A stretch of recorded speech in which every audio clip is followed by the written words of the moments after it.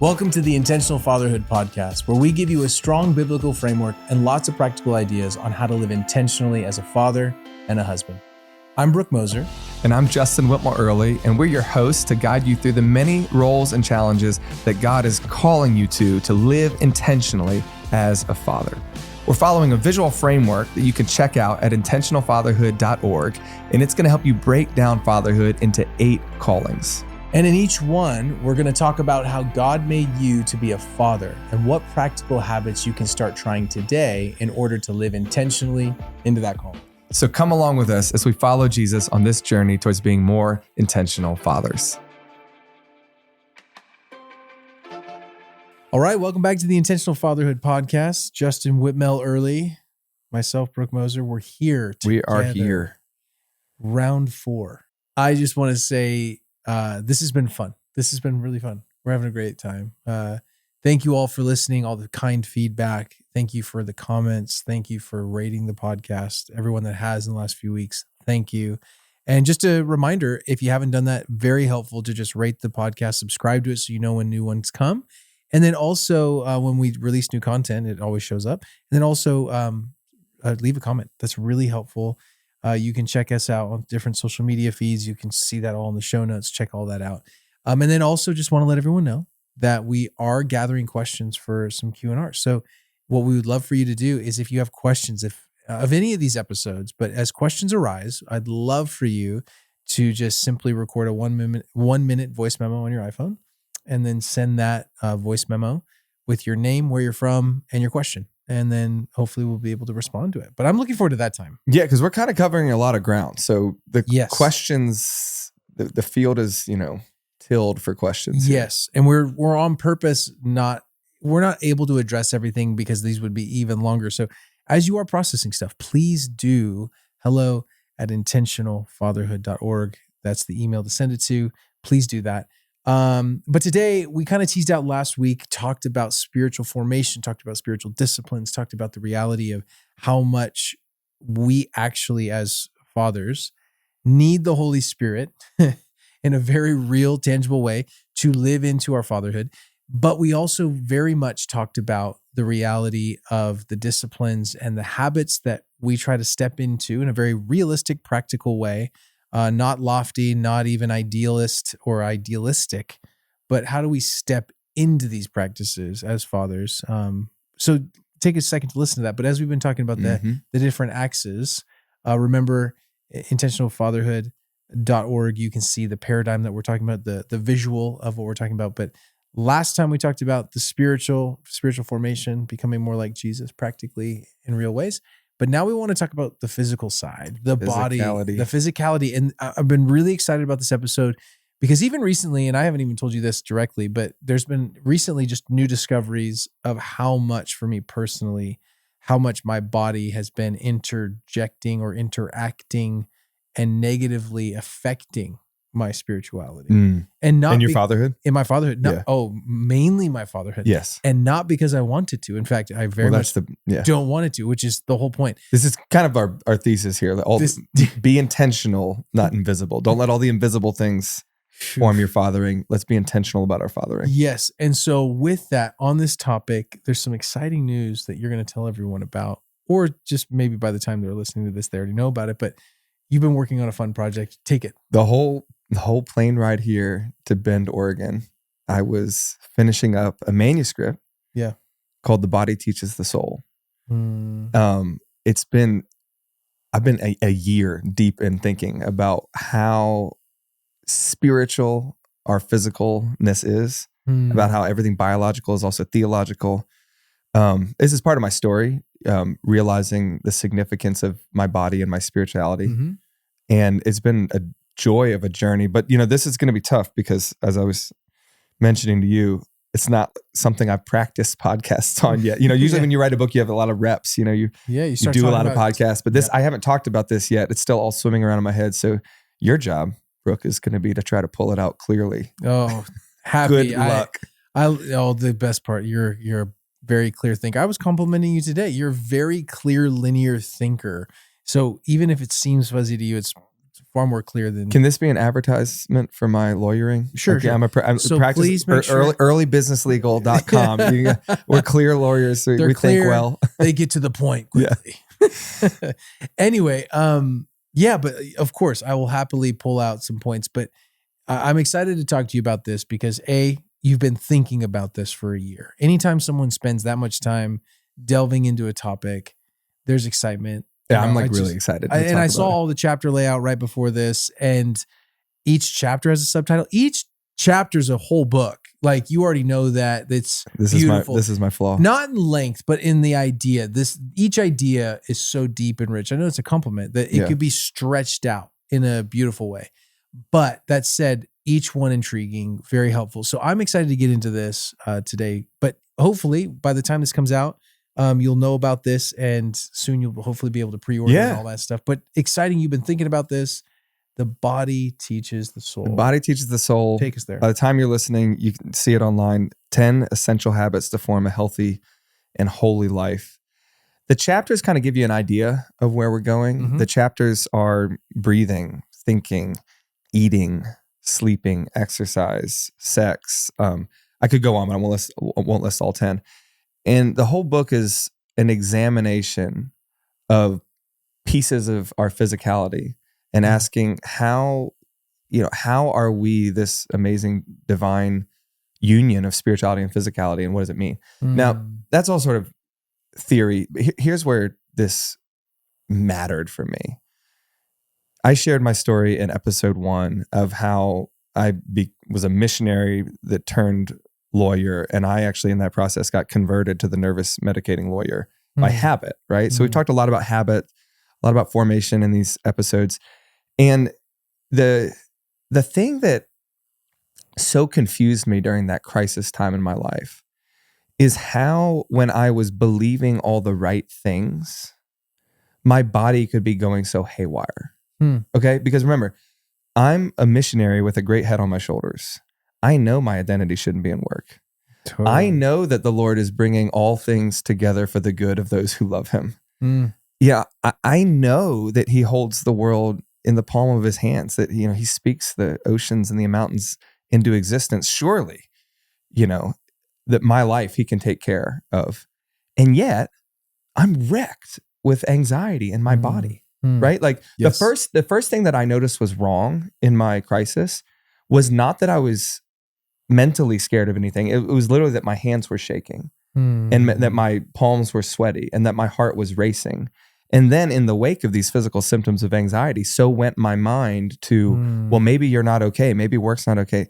And so I had this wild experience in my anxiety crisis that my body was leading the way in a way that I was just not familiar with. Because, Brooke, I thought that as long as you had your mind right, as long as you had a good worldview, everything else was going to follow. I realize only now through an anxiety crisis that is a very gnostic way to think about life. Explain that for anyone that doesn't know what that means. Yeah. So this is, my wife was marking up my manuscript. She's like, don't use gnostic. People don't know what that means. Like, probably not. Maybe.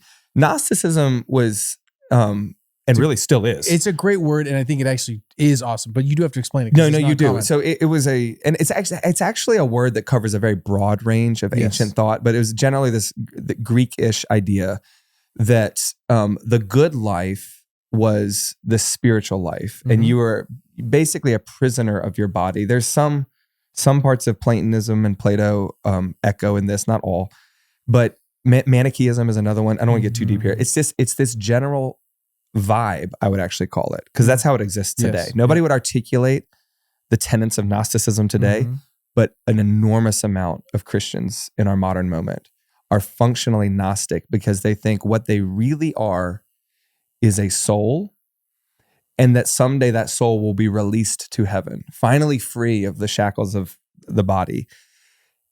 And that is not biblical at all. It is also very confusing because when you live in the world, if you live in the world thinking that your thinking is the whole world, you get really confused when your body fights back. And so just to give the example from my anxiety crisis, right? So, I am thinking that the Lord holds everything in the palm of his hand. But my body is setting off alarm signals of like something is wrong. Because as it turns out, thinking wasn't all there was to life. I was also doing all these things with my body that were harmful to it. And so that's what woke me up to this whole paradigm.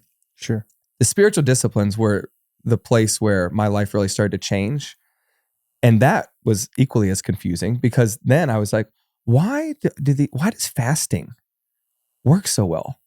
Like fasting was calming my body by depriving my body of food and praying a lot. I was like, so I had this whole like paradigm flop, and really eventually I was like, I just need to start researching this. I just need to start reading about this. And I'll give you the brief, biblical overview of what I found. Yes. Keep going. Genesis 2:7 announces at the beginning of creation that we are not just spirits. So actually, at best, I would have thought of ourselves as embodied souls. Yep. But interestingly, so Genesis 2:7 says, God took the dust and formed Adam, and then breathed into Adam the spirit of life, and a living soul was born. And so you get this beautiful and fascinating triad in Genesis 2:7 that actually, first, we're organic stuff. And that word afar is the Hebrew word for dust. That runs throughout the Old Testament. You think of it, to dust you will return. Yes. I am dust in the Psalms. It is a word that connotes our humility. Like in the end, we actually our bodies are organic matter that will return to the earth. There's a humility to that. But then there's this divine amazement of our breath. That is that God breathes into us the spirit of life. And this is the idea that we're bodies and we're spirits unified in this thing called a human being, or some translations say and a human being was created. Some translations say a living soul was created. It's that idea that what we are is not just a mind, nor are we just a body. We are a divine union of body and spirit. And here's why I think this is such good news. Like over and over, the Bible is just good news. It's so helpful it's so helpful to understand life, because half of the world, and generally this is pop Christianity, wants to treat you like a gnostic brain on a stick, as in just put the right coin of truth in the ear and the vending machine of the body will output the right result. Like truth in, righteousness out. That's this idea that really we're just brains. We really just need to hear the truth, understand the right things. And that is a way of ignoring the body. Like that ignores mental health and why panic attacks or depression might not be because you don't know the truth. They might actually be because something is wrong in your body, or that you've been abused, or that you have some trauma. And you're not going to figure that out if you just keep saying, you just need to hear and believe the truth. That's actually the kind of a gnostic, I don't want to say evil, but a little bit. It's reducing the human to just a thinking thing. Yes. And then the other side of culture wants to reduce you to just a body and say, no, this is the materialist, secularist impulse that you are just flesh. Yep. So who cares what you do? Yes. Or, so do whatever you want, eat, drink, and be merry, for tomorrow you die. There's this reduction of ourselves to the body. Yes. And by the way, I don't want to present this as Christians are generally Gnostic, secularists are generally materialistic. We actually mix it up all over the place, because the whole transgender movement would be actually quite a Gnostic separation of you. You are not your body. Your identity is separate. That's actually a very Gnostic move. Yes. And similarly, we Christians get super materialistic sometimes when we talk about eating or brain science, or we basically adopt evolutionary theories of who we are and say that's the best explanation of why you should eat or think or do therapy. And I just think I call those, you can ignore the body, it's a problem. You can idolize the body, that's a problem. Yes. What Genesis gives us is something entirely different. We don't ignore, we don't idolize, we image. We are image bearers. We're this divine union of physical and spiritual that at best, our highest call is to be the image of God, which means that we become like him and we show what the world is, what God is, who he made us to be through our bodies. And that has been, and let's, from here go on to talk about some of the practicals, but that has been such a joyful thing to me, because it's helped me see that my body has a purpose. Yes. it is to image God. And what is God? Who is God? What is God? God is love. Mm-hmm. Okay. So your body is an instrument of righteousness. This is Romans 6:13. To love, to go. If you ask yourself, what is this for? It's not for just going back to dust and, passing away. No, it's going to be resurrected in the final kingdom to come, to be an instrument of love. So that just explains, if God made us with bodies, if he sent his son in a body to redeem us, and then he's going to resurrect us to bodies, clearly he cares about these things. And clearly we should see them as our capacity to love. So our whole question is, okay, and this is the question for the rest of the podcast. You ready? How do we use our bodies to be lovers of God and neighbor? Yeah.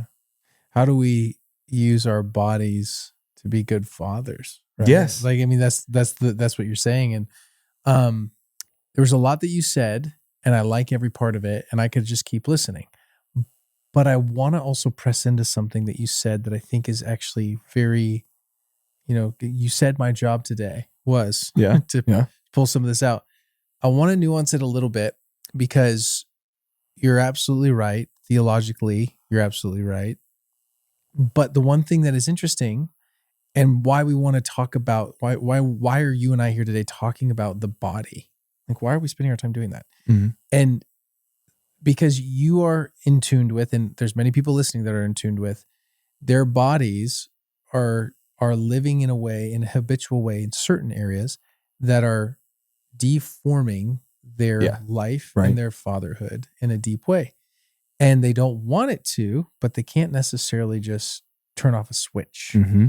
And it is impacting your fathering. I want to talk about this also because I find myself in a very peculiar situation. Would you be okay if I shared with you? Tell me your situation. It's a very interesting situation because I grew up with more trauma than I was aware of until I was older. Growing up, realizing that various levels of trauma had occurred in my life and body in different ways has stored a lot of that in my body, to the point that as an adult, I'm learning all of these things, having to be aware of it, having to realize like, oh, there was a lot that had gone on that maybe just was under the radar. My mind like literally blocked out in these deep ways. Right. And that still lives in my body. What's really interesting about that, why I'm saying all this, is because I have found that, even pointing back to our last episode, I have a lot of the things in the mind pretty dialed in the sense of like knowing where I want to go. Right. Being present, reading the habitual things that I want to do to be the kind of person that I feel called to be, I feel God's calling me to be. My body doesn't always follow suit. Yeah. It rebels a lot of the time. Mm-hmm. And it actually derails a lot of my heart and desire to be a dad. Right. I'm saying all that to say, it has only been in the physicality of my body that I've been able to live in the whole calling as a father. Yes. Yes. So I've had to embrace, because I was more like where you were talking about for a very long time, unintentionally, like many listening, you're attacking the mind and the thoughts and the vision, and you're grabbing the books and you're saying, let me consume. Yeah. That is a huge, huge part where your mind goes, where your heart, that it is good. It is absolutely and it's good. going to lead to a lot of probably the physical stuff. It's necessary, but it is not sufficient. Not sufficient. And therapy, beautiful. Yeah. But like you have to practice it in your body. Again, saying all that to say, one of the most interesting things, and this is going to lead us to some of the practical stuff, and I don't want to derail you too much, but just to highlight that I know for me, there's extremes that my body needs to experience to calm down. So if I'm feeling dysregulated in my nervous system, which is a weird feeling to figure out as an almost 40-year-old man, like having to learn like, oh, that's what dysregulation feels like. Oh, I'm like in fight or flight. Oh, I'm like completely not like I'm hijacked. My nervous system has hijacked me, and doesn't matter how much I know, I'm going to be responding in rage, anger, frustration. That's right. And I've learned that I have to, like, things to reset me are extreme things. So it needs to be like exercise, where we're going to talk about exercise, but it can't just be like dainty exercise. It needs to be like a CrossFit style hit workout for like 45 plus minutes to get calm. Yeah. Cold plunge? I was just going to say, sauna and cold plunge, as hot as it can go in an icy river. Like in Bend, the river's partly frozen over right now. There is this wonderful company that set up it's a great business model, a bunch of saunas right next to the river. We were going to try to do it. They're closed today. I'm frustrated. I'm sorry. The saunas, as hot as they can go. I'm sweating my face off. People are like getting out early and I'm like still there. I'm like, what's wrong with my body? Why is my body okay with this much punishment? Hungry for punishment. Yeah, dude. Yeah. And then I'm like, once I can't handle it, I go out and I sit in the icy river for 4 minutes, right? Yep. And everyone's in and out in a second. I'm like, why am I still in here? What is it that I need such extremes to find center? Yeah. I'm not saying I have solutions. I'm just saying there's a lot that you're talking about that I'm like personally in the last probably year resonating with in a deep way. Yes. And I think it's worth touching on briefly. And then maybe let's go to real practicals like exercise. Let's go there in a second. But what you're talking about is how necessary the body is for mental health, in my opinion. Yes. I think that's what I hear you saying. Yes. And so chapter 2 in the book is on thinking. And it's precisely on that because this was my experience too. It was realizing that I needed embodied physical disciplines in order to have a spiritually healthy mind. Yes. And one would hear this and be like, wait, why exactly is that true? And much smarter people than me have written on this, so you can go read them. But in general, a good psychologist that you'll read on the mind will tell you that mental health, one good way to put it is integration of all the domains of the brain. And you read Kurt Thompson on this. You can read. Yeah, he's great. Yeah, great. Dan Siegel is sort of Kurt Thompson's maybe mentor, you could call him. But Dan Siegel's not a Christian. Kurt Thompson is.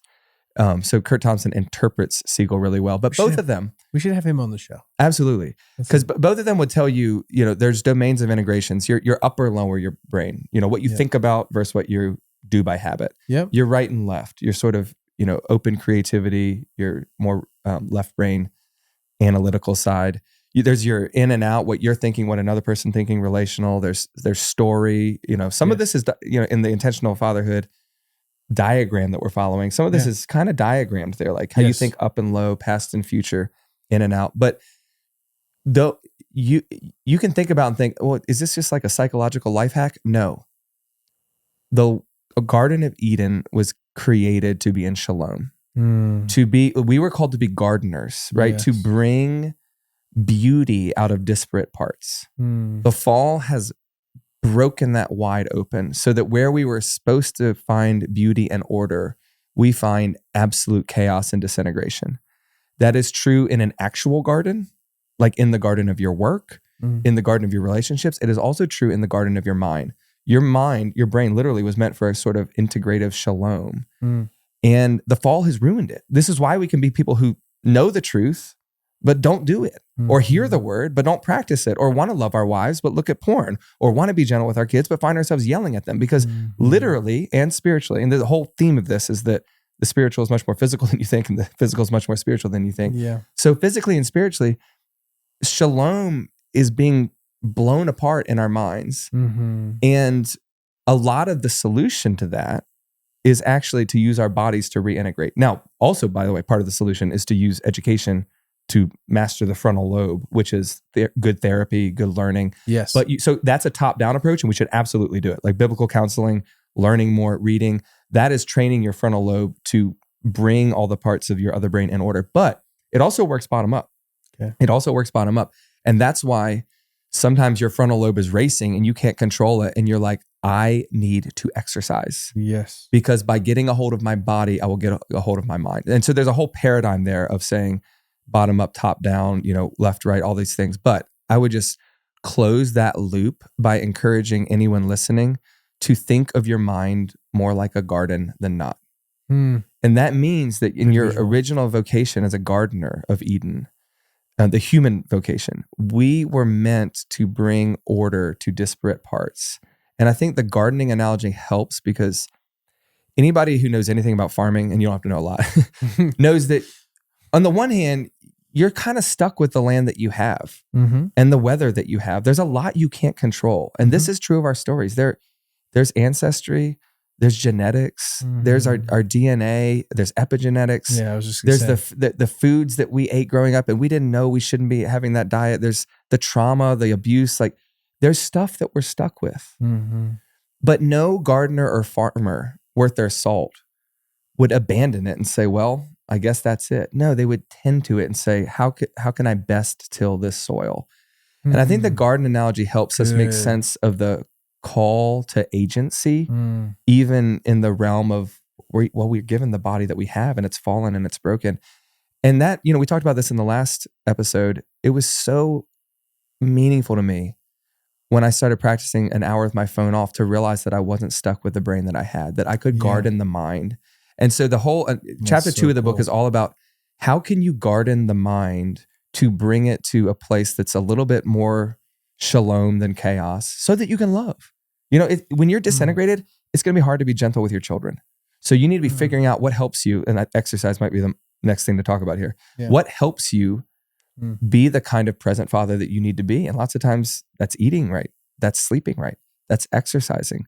And those are all mastering your body for the sake of love. Okay. So before we talk about exercise, because you said all those things, mastering your body for the sake of love. That's a very important phrase.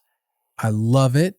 It's a bit idealistic and I love it because I'm idealistic at heart. Well, but it's not. But I'm not the power. It's Paul. I want to take that. It's Paul, not me. No, I know. I'm teasing. I'm saying I'm actually wanting to just drill down on that thought, meaning thinking of the person who knows all the stuff you just said, but their life circumstance is the father that has buried by the amount of work, life responsibility. He's just, all of his energy is used up trying to work for his family, serve his wife, serve his kids, serve his church.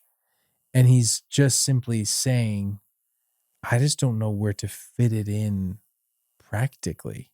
My heart's there. But all the things that seem to be front burner, more important, are taking the time. Yeah. So obviously being tongue in cheek with that phrase of idealism, it's not idealism, but how would you just maybe encourage that father really quick? What would be a first step for that guy? Everyone has to sleep. No matter how busy you are. Sure. That guy sounds like you were describing me, by the way. Oh, really? I think you were describing me 10 years ago. Oh, really? That overwhelmed, feeling like he has to work to keep up his family. I think starting with disciplines of rest are going to be the entry point for this topic. Okay. Because why don't we just start there? Yeah, that's interesting. I wouldn't have started there, but that's interesting. No, because so much of that feeling of I don't have time to care for myself. I don't have time to do this. I'm hustling just to make it, comes from the culture that we live in. And by the way, the culture that I was steeped in, that you don't have time to sleep. You don't have time to Sabbath. You got to keep the world spinning. And honestly, that's what it feels like to be a young dad, because you get up all hours of the night. You work all the time. You're trying to make ends meet. And one of the things that the Lord helped me realize very, very early on, praise God, was that if I was going to work well for my family, I needed to rest well first. And that came in two things. One, and actually every chapter I give a spiritual discipline and a physical discipline, because I want to address both sides of this. One of the biggest changes in my life at that time was developing a sleep routine, which said, I'm going to try to go to bed and wake up at the same time. I'm going to try not look at my phone before bed. I'm going to try to not eat or drink, myself into sickness in the hours right before I'm supposed to be sleeping. I mean, these were my struggles, right? I was coping all the time. And just say, I'm going to honor that I was made to rest. Okay. And that's a theological statement, right? God made us rest. That we need to sleep is not a flaw. That's a feature of being a human being. Yes, there you go. All right, God is actually telling us, unlike some parts of us imaging God are the ways that we show who he is. Yeah. It's also part of us is showing that we are not God. Yeah. Sleep is one of those things. God does not slumber nor sleep. Yeah. He will keep watch over Israel. Yeah. Okay. He does not need to sleep. Yes. We do. So embracing our limitation and saying, I'm actually going to honor sleep. I'm going to protect it. I'm going to try to get at least 7 hours a night. I mean, it wasn't a ton. I was trying to get 6.5 or 7 a night. Yeah. Was one way to say, I am not unlimited. I am not God. I am not omnipotent. Turns out I need a nap. And you know this as a father with your kids. You look at that child sometimes and you say, you know what?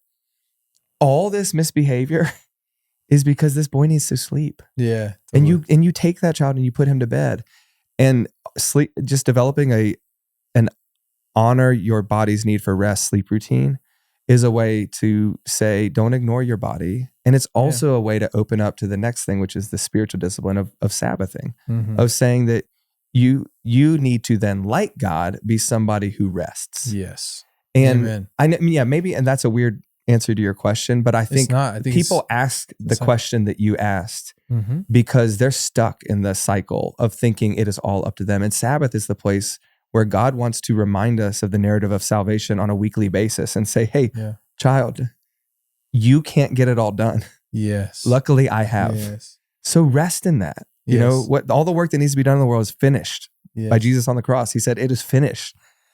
And so when we start from this, oh my gosh, I'm a body who needs to sleep and I'm a soul that needs Sabbath. I think that helps us calm down a little bit and just start to pay attention and say, maybe I'm not as busy as I think I am. Maybe I am actually sabotaging my body and my spirit by chronically doing too much. Well, and can we be real, just to maybe be transparent for the fathers that are listening? It is nice to hide behind the excuse of busyness to not do the thing that you know you need to do, because the thing you need to do feels very overwhelming. I have done that so much. Yeah. My wife will ask something of me, and it's like, it'll be totally reasonable. Like, can you spend some time with your son this Saturday? Like, do you understand how busy I am? Yeah, do you know? And really, an author, a speaker, and I'm like, oh wait, list. She loves the list. Jeez. But this is the moment where I hear myself saying that, or usually I don't say it, I think it. Yeah, sure. But when I say it out loud, I'm like, oh, I'm a liar. I'm a liar. I'm running to do all these things because I'm doing more things to cope with how stressful it is to do things, and the cycle of idols continue. Yes. And actually it is up to me. Good. I'm the dad. I'm the father. It's up to me to say, I need rhythms of rest in my life so that my family does not suffer from my chronic workaholism. Oof. There's a lot that you said there. But I really appreciate the angle that you took that, because I wouldn't have expected that to be your response, but I actually appreciate that, because I think that's a very real place. And again, I think for anyone listening, we're trying to give some handlebars of where to start. Where do you even start some of this? And everyone's gonna be a different space. It is. And I actually think it's a really good place to start, because one, it reminds you of the paradigm, habits and health habits. Neither of them will change God's love for you. Yeah. God's love for you should change your habits. So that whole idea helps us to rest first. Yes. Well, let's go through that. Yeah. What are some of those next things? Yeah. Well, physiologically, that's a good place to start, because resting well is the thing you need to exercise well. Yes. So, and that's a lot of the things that I think a lot of us dads, this was totally me, are in some of the addiction cycles, the mental unhealth cycles, because we are not challenging our bodies with exercise. We're not making time for something that is so incredibly healthy. Here's my story on this. Here's how I started. Yes. You ready? I'm ready. I did 4 years at my big law firm, doing corporate law. Then I went out in my 5th year to start my own law practice. Okay. I'm working at a coffee shop. I don't have an office yet. I'm just like, I've gone out there you're working to be, out of a coffee I'm working shop. out of a coffee shop. Yeah. I have been a barista before, but I have too. Yeah. We're at the Coffee Beanery. Oh, interesting. Where I got fired for not wearing shoes. Ask me about that later. Were you one of those missionary kids that wouldn't wear shoes? Not missionary kids, just I was a little bit of hippie. Another episode. Keep going. I'm working in a coffee shop as a lawyer, trying to start my new law practice, and I hear all this banging next door. And I'm like, seriously, I'm trying to work. Like, who's making this noise? I walk next door and I see this gym door, and I look in, and this guy's just like lifting super heavy weights and dropping them. And a thought pops into my mind, and I'm like, you know, if I could change anything about law, I love practicing law, and I'm starting my own law firm. But if I could change anything about my schedule, it would be, I actually really want to incorporate exercise into it. I was aware that I was chronically overworking my body, but like I was just unhealthy. I felt bad. Were you overweight? No. You know, genetics, metabolism can mask a lot of our sins. Yeah. It can also mask a lot of our efforts. And so I was not overweight, but that's not because I was treating my body well. It's just because I inherited my Italian mom's like crazy high metabolism. So even now, is it like you watch what you eat, but for weight, you don't necessarily have to? Well, or do you? No, I don't. I eat very, and we'll talk about eating in a second. I eat very on purpose, and I work out on purpose, and that sort of puts me at a weight that actually health stats think that I am. What do they call it? It's not obese. I'm overweight according to health stats because I'm 185 pounds, BMI. But only 5'10". So my BMI is not healthy. Dude, isn't that funny? Yes. So, I was the same height. Yeah. Same deal. Okay. So I know that I'm unhealthy. I'm not feeling good. I want to change this. And I look in this gym and I'm like, I wonder, what are they doing here? So I knock on the door. The guy stops his workout, opens the door. And I kid you not, I like behold the body of a Greek god. I mean, this guy is like shredded, absolutely jacked and sweating. And I'm like, whoa. I'm like blushing like this. I'm like, whoa. Like I'm not even attracted to this gender. Before he said anything, I was like, I'm joining this gym because if I can even approximate what is standing before me, then I'm in. Yeah. So I'm like, I'm going to join. Okay. And so I start to go to some of the classes, and as it turns out, exercising is really hard. I was excited in my head, and then I started, and I would get like exhausted 10 minutes into a workout. And was this CrossFit? Yeah, this was a CrossFit gym. I actually still, spoiler alert, I still go there, and now I'm a part owner of this gym. Yeah, you're an underachiever. So that it escalated quickly. But here's why. Here's why. I'm doing these workouts, and I'm sort of like quitting. I get tired, and I'm like going to get water. I go to the bathroom, and everybody's kind of looking at me like, "Why are you stopping?" I was like, "I'm tired." I had this experience one day. I think it's like my second week of being there. We're doing some workout where we have to pick up the barbell and put it above our heads, clean and jerks if you know the lingo. And I'm like, oh, I hit the 2-minute mark. I'm tired. This is heavy. And an instructor comes over to me, and I'm about to stop, and he goes, "Hey, pick it up." And I'm like, in my head, I'm like, I just hit the wall. Like I literally can't do it anymore. He goes, pick it up. And so I do one more. And in my head, I'm thinking, I've hit the wall. That's enough for me. And he goes, pick it up. And he stood with me for the rest of the workout. It must have been 8 eternal minutes of just saying, pick it up, pick it up. And he was smiling the whole time, but he didn't let me quit. I collapsed on the floor after this 12-minute workout with 1, exhaustion, but 2, this like profound realization that was on the tip of my tongue, but I couldn't quite articulate. It was something like, oh, the wall was not the wall. What I thought was the end of me was not even close. I had so much more to give. Put that away. I had a thought, I had a workout, I left exhausted. The next day, I am caring for my toddler. He drops his milk like he always does. Yeah. I walk over, I pick it up, I put it back on his tray, and I'm like, to a toddler who doesn't understand, please do not drop your milk again. He's like, okay.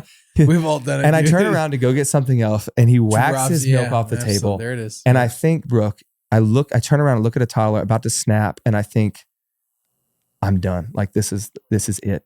I've got enough. Like, and to me, I have no more patience.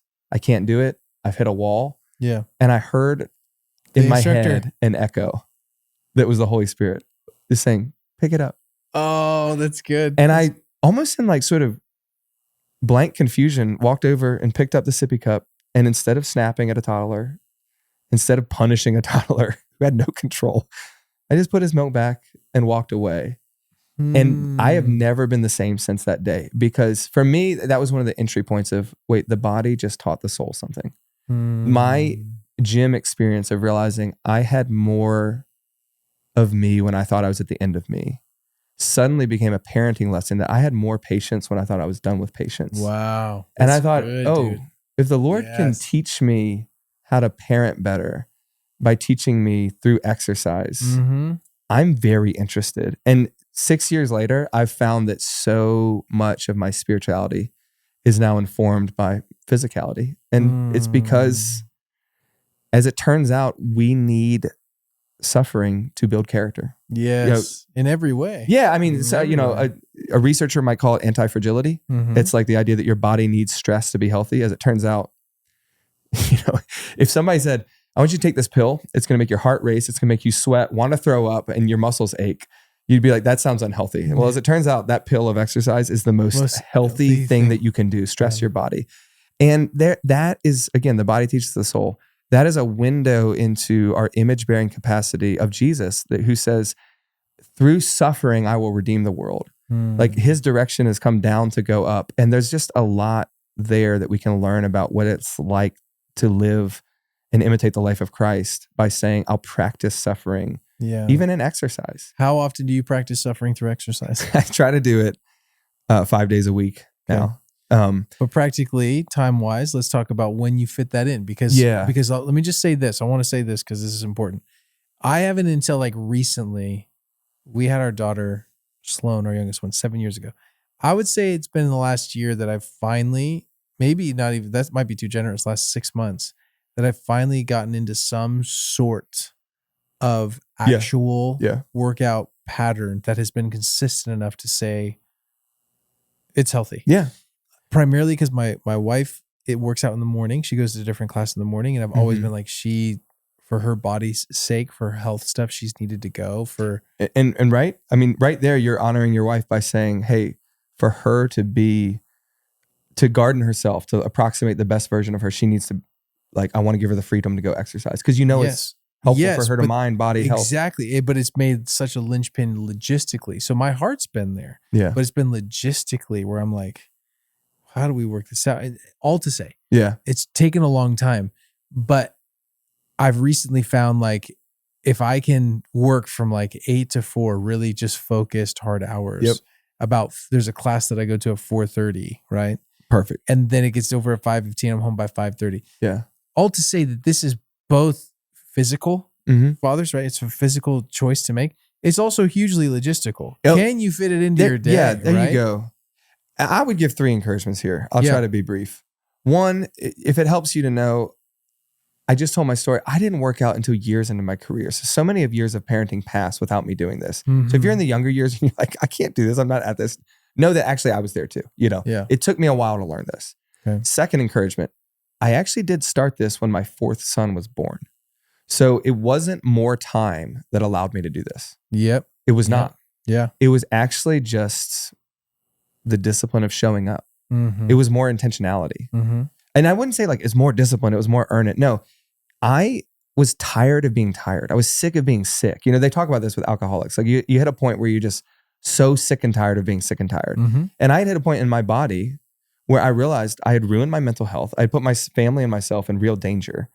And a lot of this was because I was not caring for my body. I was sick and tired of feeling sick and tired. So at the point when life actually had the most obligations, I decided, and this is encouragement number 3, that I could steal from work and not family.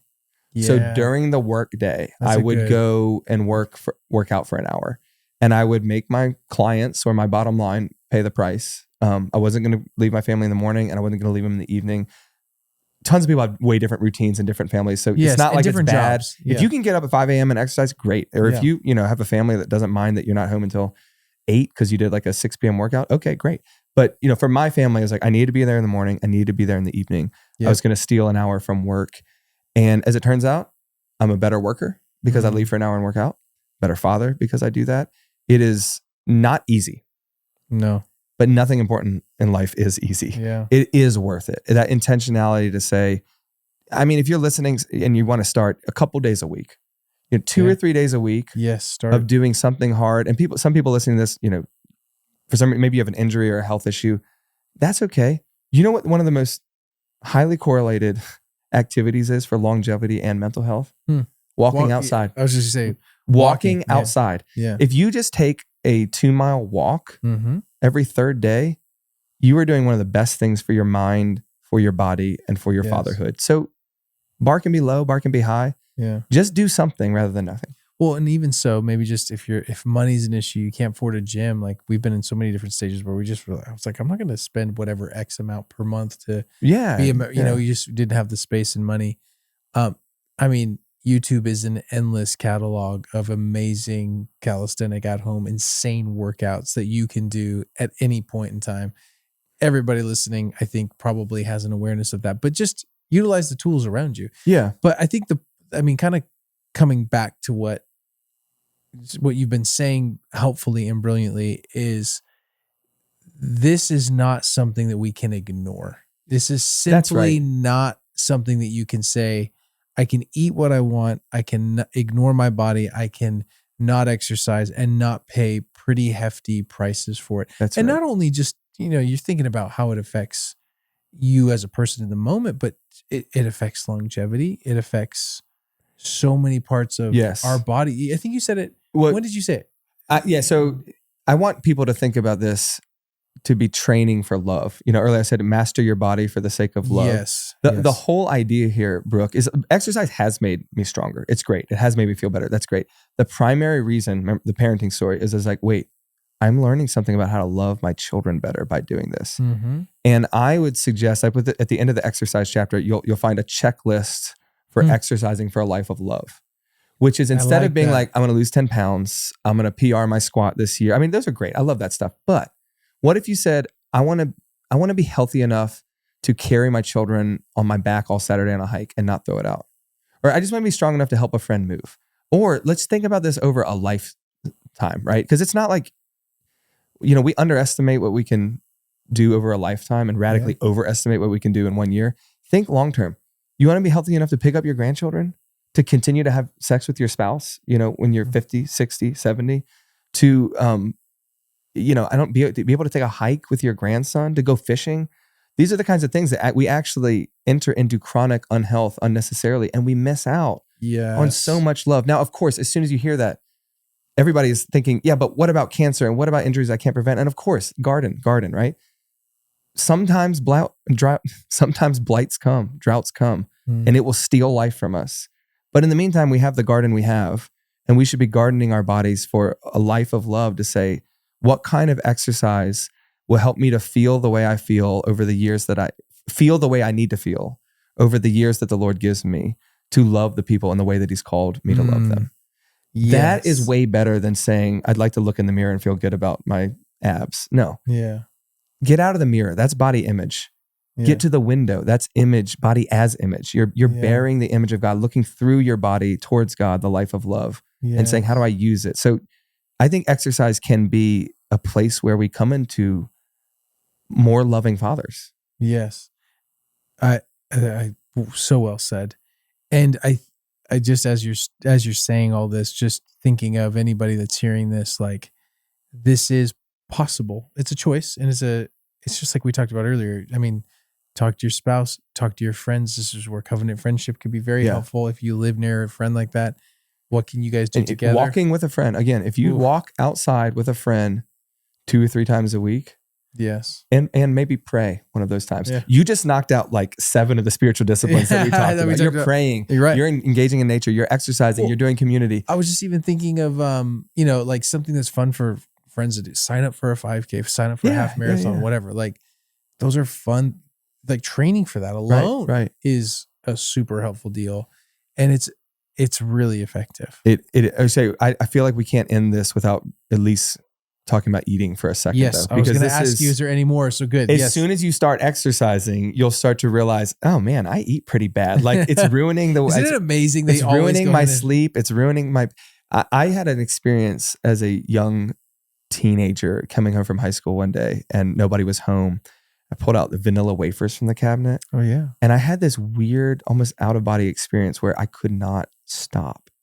I ate the whole box in shame. And I had this weird feeling that, like, I wasn't in charge of the ship here. Like, that somehow, like, eating was, that I like was seeking pleasure in a way that this was before I discovered, the sexuality and, like, pornography and other ways. But I had it sounds almost intimate. It was this weird. And like, I'm addicted. I can't look away. I think probably more people will relate than not. And that is that you have these experiences where you realize, am I making choices here, or is my body making choices? Yes. Fast forward 20 years later, I would be a 31-year-old father in an anxiety crisis. And I would be taking my boys out to Five Guys, knowing full well that I had an enormously stressful day. I hadn't slept well. I was feeling anxious, and I just wanted to house a burger and fries to feel better for a second. Yeah. But it was going to make me tired. I wasn't going to sleep well, and I was going to snap at my kids afterwards. And it all happened. And I had this like callback to that moment. And I was like, who's leading the ship here? Is my eating leading me, or am I leading my eating? And this was where over the course of time, the Lord has slowly woken me up to realize that, like many people, I live in this pendulum with food where I indulge to feel good, and then I hurt and feel shame or pain. Like literally I feel uncomfortable, but also shame. And again, I've been given the garden of metabolism that you wouldn't know that by looking at my body. Okay. But metabolism can mask a lot of your sins and a lot of your efforts. That's a really great word. So I am much more like the regular American than not. I was in cycles of indulging and then shame, indulging and then shame. And a lot of the research of this book and thinking about what did God make food for just spoke so wonderfully to that cycle, because God made food in the garden. There's a verse in Genesis where he says, created fruit that was good for food and pleasing to the eye. And that is that in good for food, we were dependent. Like we needed God. We needed food. We are limited creatures, like we talked about sleep. But we're also creatures who were made for delight. Like we're dependent on food, but we're also delighted by it. There's a reason that we take pictures of our food. There's a reason that we arrange feasts. And then suddenly that helped me see why the traditions of Christianity are what they are. Christians have long embraced this discipline of fasting to cultivate what? Dependence on God. Yeah. Because they're like, we need to be reminded that we're dependent, that and not just on bread, not bread alone, but by the word of God. So to take indulgence and cultivate dependence, right? And then take shame and cultivate delight. And that's the idea that Christians have also developed these wonderful traditions of feasts. Like if you look at the Christian calendar, I know, over millennia, the church has been like, let's feast here and let's feast here. Let's celebrate this and celebrate that.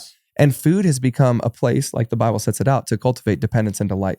And so my recommended rhythms for anybody listening is to stop indulging in the American pendulum of like, eat whatever you want and then feel guilty about it and just bounce back and forth. And let fasting and feasting replace those. So sometimes you fast to cultivate dependence. And then sometimes you feast, because you shouldn't always be dieting. You should be like, having drinks with your friends and celebrating, having birthday cake with your kids, buying donuts for the office, like whatever it is. Our Sunday feasts with our family are like major league feasts. Like we eat fully to celebrate the goodness of the world. So fasting, feasting, and then there's a less known discipline, ordinary fare. Robert Capon talks about it. It's the kind of in-between eating where you say, okay, if I'm not fasting and I'm not feasting, what should regular life look like? And this is where I think the real call for Christians to think about, what does it look like to cultivate a diet of ordinary fare in between fasting and feasting that fuels the life of love? Okay, so instead of eating whatever you feel like, eat what you want to feel like. So many times we're punishing our body with sugar or alcohol or like refined carbs. So unsurprisingly, we have food hangovers and we snap at our kids and no, eat. It's going to be different for every person. So I'm not even going to dive into what is it? Yeah, I was going to say that. It's going to be so different for everybody.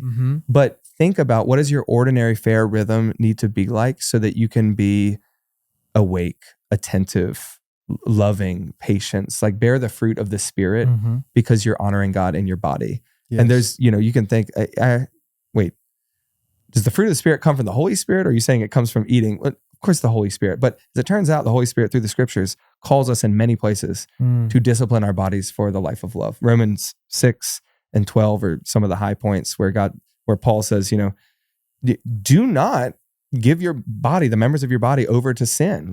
Offer them as to righteousness. And that implicates the way we eat. It implicates our ordinary diet. So I think thinking about spiritual rhythms of eating will be incredibly helpful to anybody out there who basically, most of us know that we're hurting ourselves through food. We just don't know what to do about it. Yeah. And I'd say try fasting, try feasting, and try clinging to an ordinary fare in between. What about the person?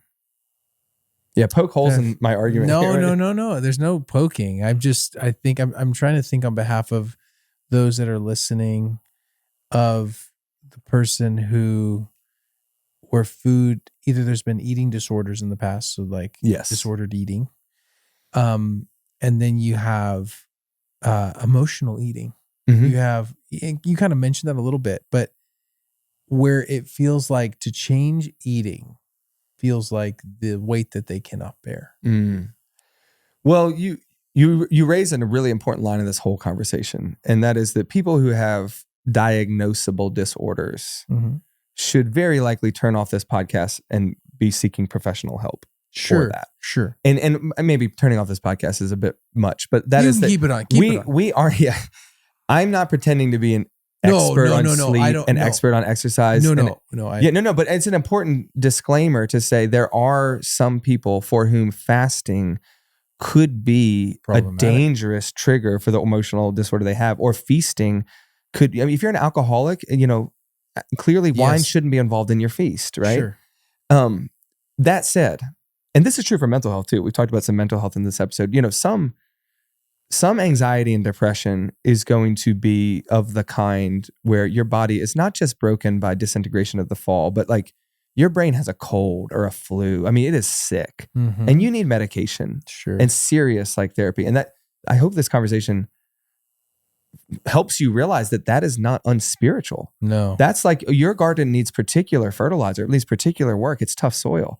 That's good and fine. We should do it. Analogy. But just as soon as we say that, most people are not that. Okay. But we've been in an age of discovering so much about this and talking so much about this that I think the ordinary bulk of most of us are of the kinds of eating and anxiety and depression that really are self-inflicted, not capital T trauma, or not, capital D diagnosable, if you will. Yeah. And I'm speaking to that bulk of people. That was me with my anxiety. It was self-inflicted. That's I think a lot of guys I know with their depression and their eating.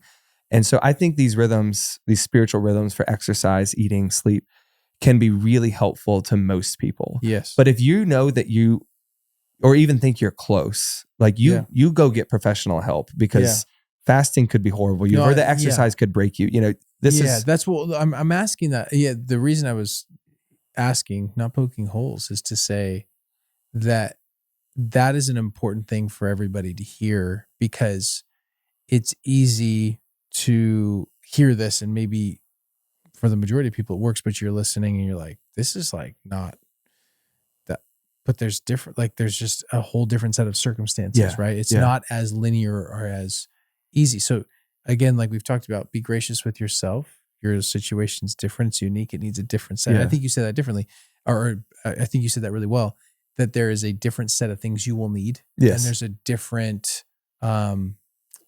fertilizer, so to speak. You're going to need to use some different things. So I think identify that. And just, I think even highlighting, hey, we're speaking to the masses, but there are unique situations where just the desire to change is not going to be enough to get you over that hurdle. Yes. And that's an important thing to say, because some people might be stuck and going like, what's wrong with me? It's like, listen, complex situations take time to unwind and undo, and they take a lot of specific help. Yeah. So anyway, I just would, all of that, all that you just said, so helpful, very important, very, just timing. I'm just thinking so imperative for fathers. Yeah. Your fatherhood needs your body, You came by fatherhood by way of a body, if you didn't know. If you didn't know. You use your body to make kids. It is an embodied call. And I think a good place to end this would be what you're talking about, the nuances of application. Because this runs through all episodes that we've done, and it'll keep running through. We're giving, and I hope this is a helpful thing, a lot of ideas, like a lot of practices, a lot of, hey, you could try this, do this. And if anybody hears this and think, okay, I got to do all these things. Yeah. Remember, no. That's back in legalism territory of, habits can change God's love for me. No, God's love for you changes your habits. And what that usually looks like is picking one and finding one friend to try it with. I mean, you shouldn't be exercising the way I'm exercising and eating the way I'm eating and doing all the disciplines that I'm doing. It's taking because you years you're to not get there. me. I mean, you should be doing, and if I tried to do all yours, it would be weird too, So, but to note, it took you years to get to where you're at today. Years of habit formation, habit stacking, so to speak, where you are adding these things in. It wasn't like you went from that to absolutely that. Not. It was a long time in the making before you've been able to live that life. But what you're saying is slowly you've been able to build it. and it's actually been something that you can live into. Yes. But it's taken a long time. And this is, I think, the garden analogy. I hope this helps, you think about your body and your whole life. And that is that gardens take time. They take a long time. And good. The bad news is the same as the good news. The bad news is it takes a long time. Mm-hmm. So start small. The good news is it takes a long time, and you can actually do a lot over that time. Mm-hmm. And so, but for any of these episodes, this one in particular, I encourage people, the 1-1-1 rule. Pick one habit with one friend and try it for 1 month. That's good. It's just an easy way to say, no, I'm not going to change my life. You're not going to, the garden doesn't flourish in one day. But if you pick one friend, you need a community for any meaningful habit change.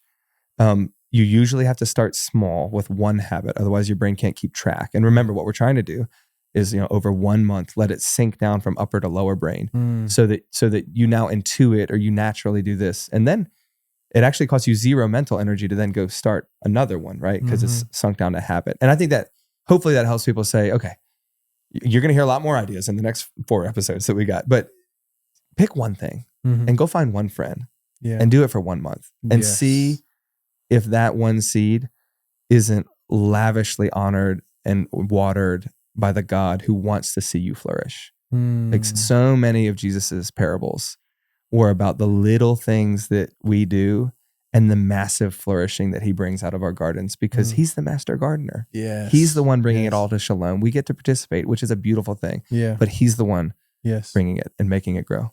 Thank you for all the work with The Body Teaches the Soul. Wherever you're hearing this, I'm not sure if it's going to be out yet, but coming up this year, 2025, thank you for all the investment. And really, again, what's so funny is I just am kind of laughing because so much of intentional fatherhood, we weren't setting out to be like, let's do a whole episode per se on just body alone. And it's just been so cool to see how God's just used these unique conversations and moments in time. So wherever you're at, I'd say the 1-1-1, that's a great way to give some hope and perspective, and not to ignore the body. Again, this is don't be a gnostic. Yeah, this is one of those things that we have to remember even in the paradigm we've been discussing and using just as kind of a roadmap.